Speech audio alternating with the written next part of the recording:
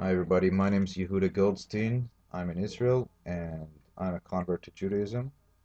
And I used to be a Christian, not quite a pastor, but I was studying to be a pastor in Canada. And I was evangelical, I was baptized 3 times. Long story, but I want to bring you some facts about a Christian mistranslation in the Christian Bible based on Isaiah 7:14. And when I saw this, I was flabbergasted and couldn't believe that the virgin birth doctrine was based on a mistranslation. So let's look at the Hebrew and the English and see where they went wrong.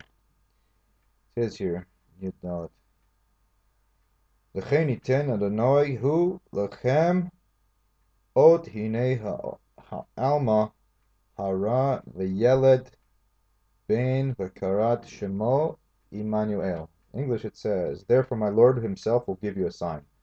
Behold, the maiden will become pregnant and bear a son, and she will name him Emmanuel. So the mistranslation comes in where the word Alma, the maiden here, translated as a maiden, the Christian Bibles, most of them say the virgin. And this is where they base a virgin birth upon. So anyway, it's not supposed to be translated as virgin.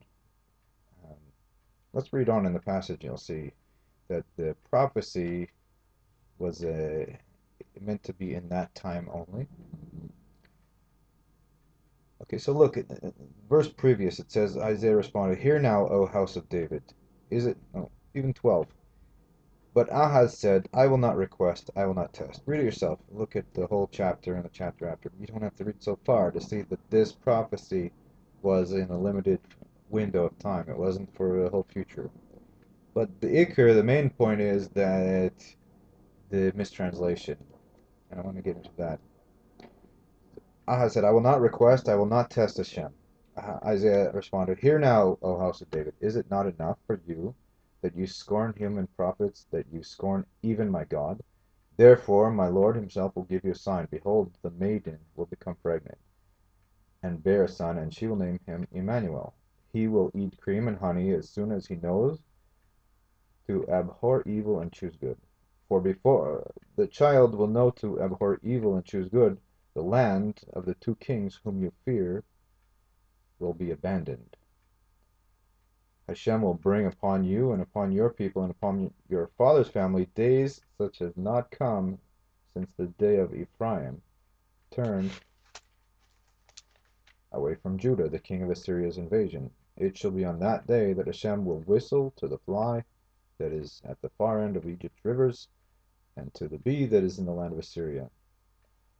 So you go on and read the rest, but the prophecy is talking to Ahaz. Ahaz is worried about a military war, and the prophet Isaiah is saying, listen, man, don't worry. The maiden will have a child, and the 2 kings that you fear, they'll be wiped out, and it'll be in the clear. So that happened in King Ahaz's time.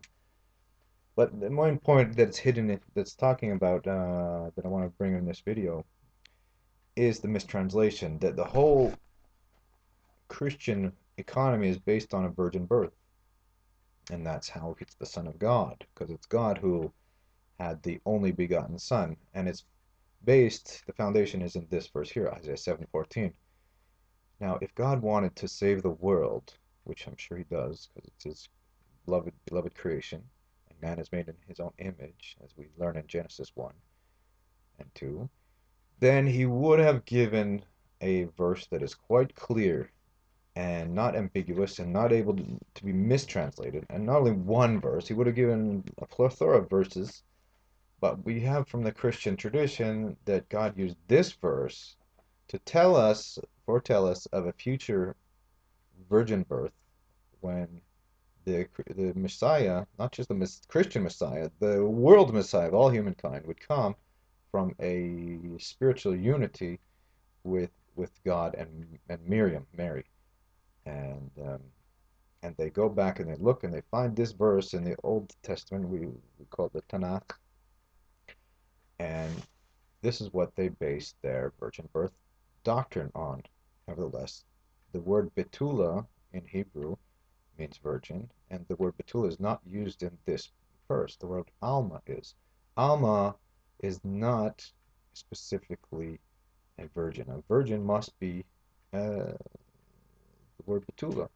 Now, if you look throughout the whole Bible, you will find Bethulah used only specifically to mean virgin. That's what it means. You know, in English, we say virgin. We don't mean to say young woman. If you want to be specific, we'll say what we want to say. Now, God would not let the whole world be in a predicament, being unsaved with eternal damnation, as the Christians say, if they don't believe in the Son, the only begotten Son of God. So we can't have a God who's going to give us ambiguous statements that must be interpreted through a mistranslation and hope that his creation is going to find out the truth through their mistranslation. So my point is that this translation is false, and the Christian virgin birth doctrine is based on a lie and deception. I can bring up many more, but this here video is going to focus just on that. There's other videos I'm going to make that I made already that hope to help you to find the truth that the Christian religion is well, you'll find out more as you go on. So anyway, all the best and continue learning. By the way, I want to bring a picture here. This is who we hold to be the real Messiah. This real Messiah is someone who meets the criteria, who will draw back all the Jews to Torah observance and will teach even the Gentiles their obligations to God. And those obligations to God for the Gentiles are the 7 laws of Noah. Who's Noah? Noah, who built the ark, who survived the flood, and he lived in the year 1656 after the time of Adam. The flood came. Noah had 3 sons. Those sons had more sons, and they had sons, and they repopulated the whole earth because everybody else drowned. So now, after 13 generations, comes the Jews through Abraham, Isaac, and Jacob. And Jacob had 12 sons, and they became the family that received the Torah with Moses on Mount Sinai after they left Egypt. So they received a specific set of laws that are much more numerous than just 7. And the Jews have, for example, Sabbath, kosher, they have to dress a certain way, many complicated detailed laws, but those are specific only for the Jewish people. Now, all the other people that were not Jewish still had to live as their predecessor, as their ancestor, Noah. Those 7 laws are called the 7 laws of Noah, and you can find out about them through another video. So there are 2 paths in the world, one for the Jews and one for the Gentiles. The Gentiles had their original religion in the time of Noah, and even before Noah, all the way back to Adam. And up until today, this moral code still is what's existing and still what God wants from every human being. So please, God bless you, and keep learning. Check out my other videos, and all the best.